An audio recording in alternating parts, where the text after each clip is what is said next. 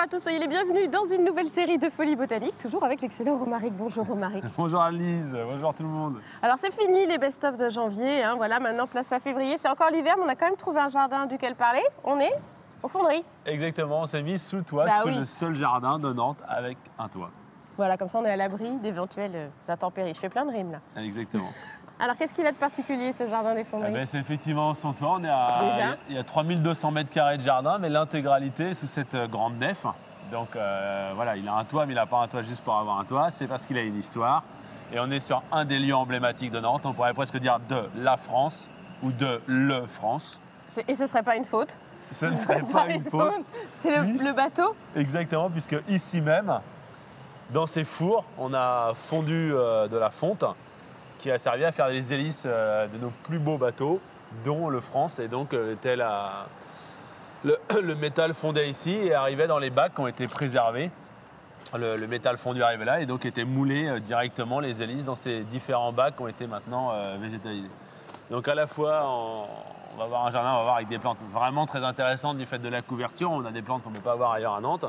Et en même temps, on a respecté l'histoire de jardin avec les rails qu'on voit au sol, avec j'ai perdu le terme, mais le pont qui permet d'emmener. Une poulie ou non, c'est pas ça? Non, c'est un pont, voilà, un pont porteur.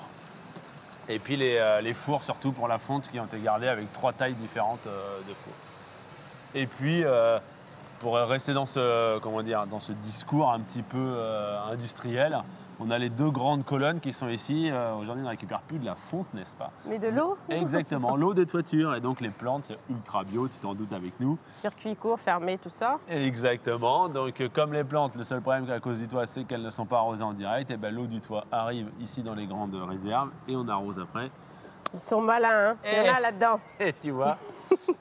Et là, au début, on commence par des plantes pas excessivement rares, vu qu'on est avec du vrai bambou, entre guillemets, ça on en a parlé plusieurs fois, et une plante qu'on appelle habituellement le bambou sacré.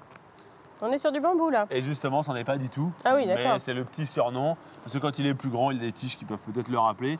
C'est plutôt de la famille du Berberis, et voilà, Nandina domestica ou bambou sacré, c'est une plante très appréciée, notamment au Japon, voilà, qui a un petit côté plante du bonheur, plante...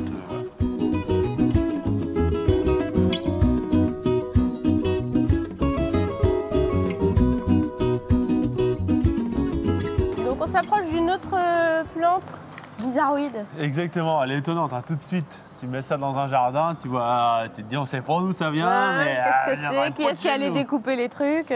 Voilà, ça, elle a pas de chez nous, celle-là, comme on dit.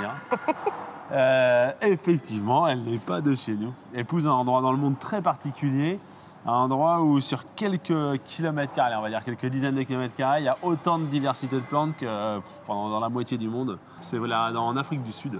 D'accord. Toute l'Afrique du Sud a une diversité de plantes incroyable. En Sud-Afrique. Voilà, et on doit considérer qu'il y a 9 climats pour les plantes dans le monde, enfin 9 types, voilà.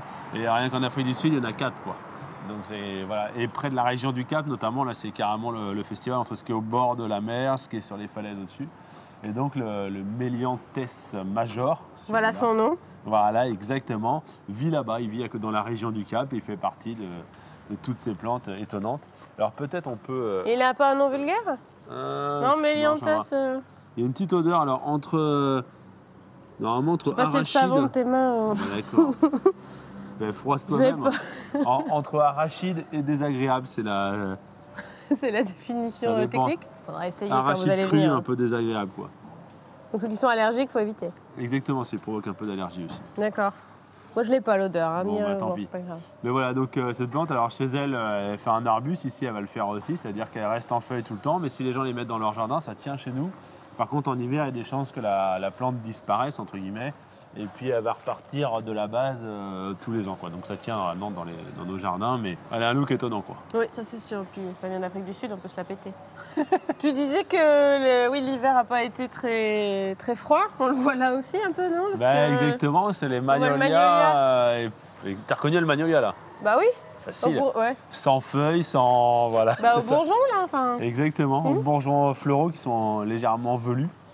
C'est qu'en botanique, on a je sens le poil. On a des dizaines de mots pour dire comment c'est poilu. C'est mieux que L'Oréal, nous, on fait. C'est-à-dire que t'as velu, t'as hirsute, t'as plein de noms. Et ça, c'est juste velu. Ouais, je dirais velu comme ça. Et en tous les cas, effectivement, on reconnaît ces gros bourgeons floraux qui sont prêts à s'ouvrir. C'est tôt là, non? On est plutôt tôt, ouais. On est tôt parce que ça va être dans moins d'un mois, ils seront ouverts, et donc on sera encore au mois de février. Et là, par contre, c'est les bourgeons qui, eux, vont donner les futures feuilles l'année prochaine, quoi. D'accord. Donc on voit bien la différence entre un bourgeon de fleurs et un bourgeon de feuilles, donc pas le truc d'un peu. Et derrière, le laurier rose, alors il a plus ses fleurs, mais à Nantes, il tient, et en particulier quand il est protégé comme ici, ça donne un arbuste très, très vigoureux qui bientôt sera chargé de fleurs. Et ben voilà, mon première mise en bouche du jardin des Fonderies. Exactement. La suite dans une semaine. À la semaine prochaine. À la semaine prochaine.